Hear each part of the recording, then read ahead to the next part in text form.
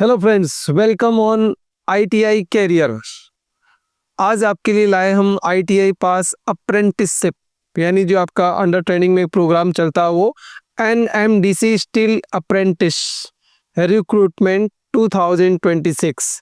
तो ये national mineral development corporation जो है स्टील का, वो ट्रेड अप्रेंटिसेस यहाँ पे आपके लिए है। और इसकी क्या क्या पोस्ट रहेगी, पोस्ट टोटल 100 है। लास्ट डेट इसकी 15 जनवरी है।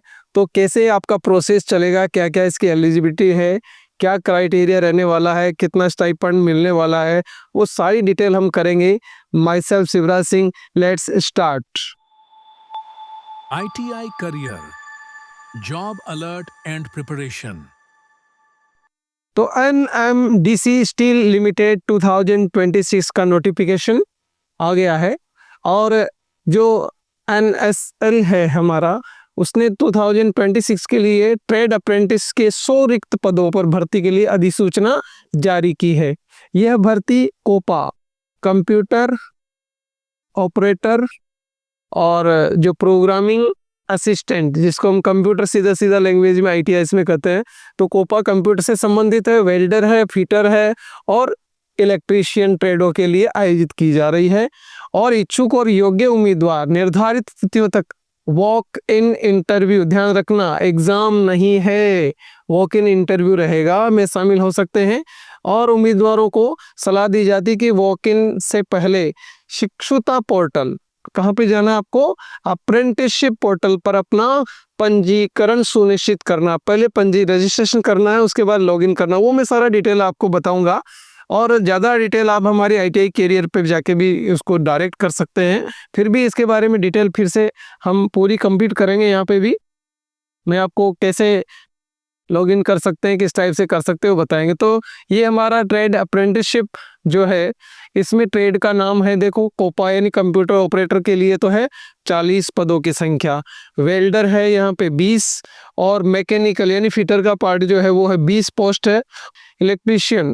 इलेक्ट्रीशियन में हमारे 20 पोस्ट यहाँ पे रहने वाली है। तो कुल मिला के ये 60 + 40 100 पोस्ट हमारे को मिलने वाली है। और क्या डिटेल आया है, महत्वपूर्ण तिथियां हैं इसकी।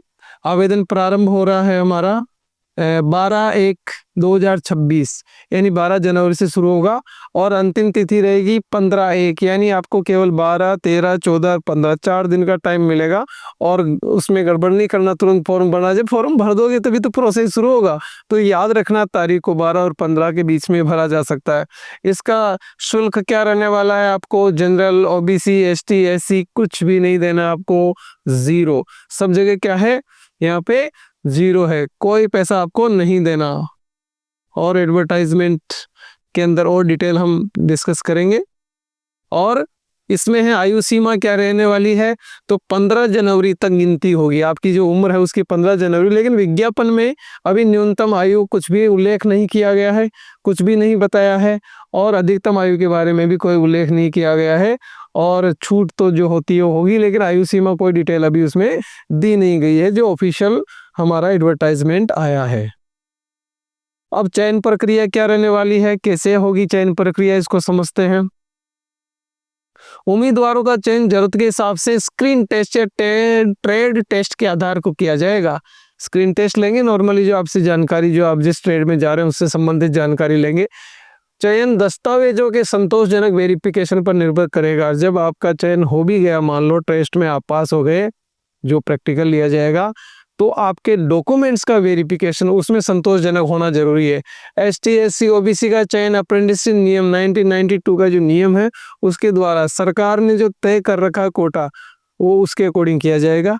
और यह योजना अप्रेंटिसशिप ट्रेनिंग पूरी होने पर किसी रोजगार की गारंटी नहीं देती है। आप सोचो कि अप्रेंटिसशिप कर ली तो मैं तो गारंटी है काम की, ऐसा कुछ भी नहीं है। हाँ, ये जरूर है कि ये गवर्नमेंट की कंपनी है, गवर्नमेंट ही इसको हैंडल करती है।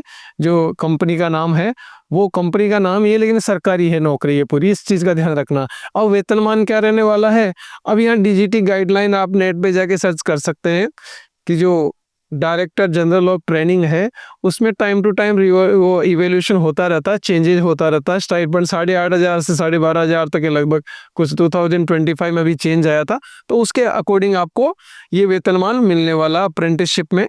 शैक्षणिक योग्यता क्या रहने वाली है, तो जैसे कोपा है यानी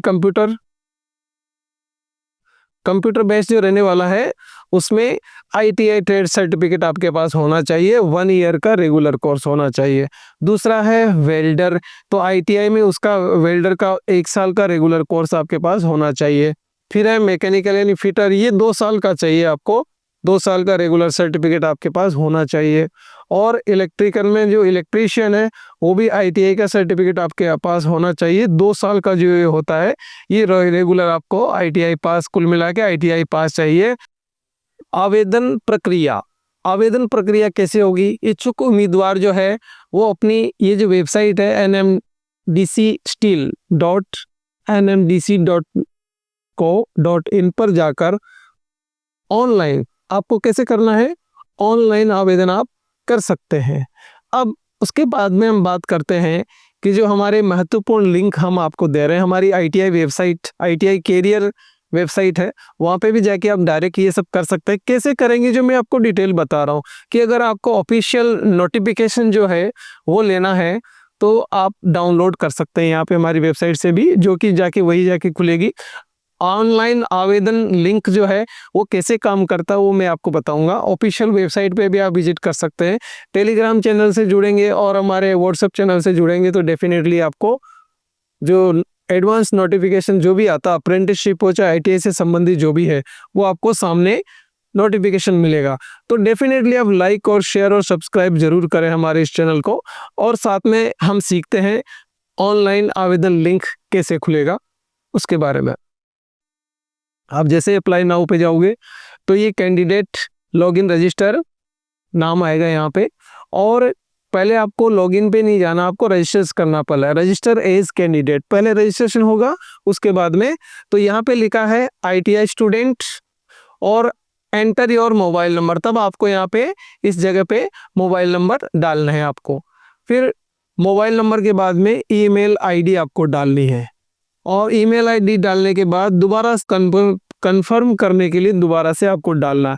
क्लियर बात। जैसे ही उस अप्लाई नाउ पे आप क्लिक करेंगे, रजिस्टर एज कैंडिडेट करना है, उसके बाद अपना मोबाइल नंबर डालना है, फिर उसका ईमेल ID डालना आपको, और ईमेल ID को दोबारा से डालना है।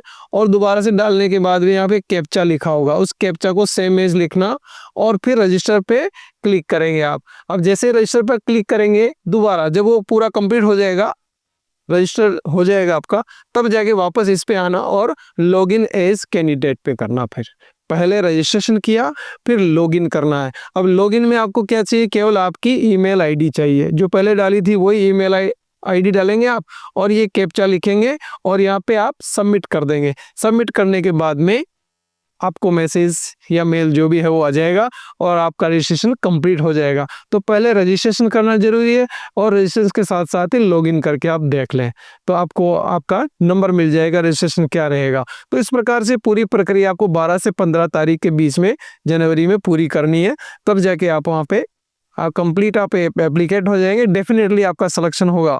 Thank you for watching. Like share और सब्सक्राइब करना नहीं भूलें।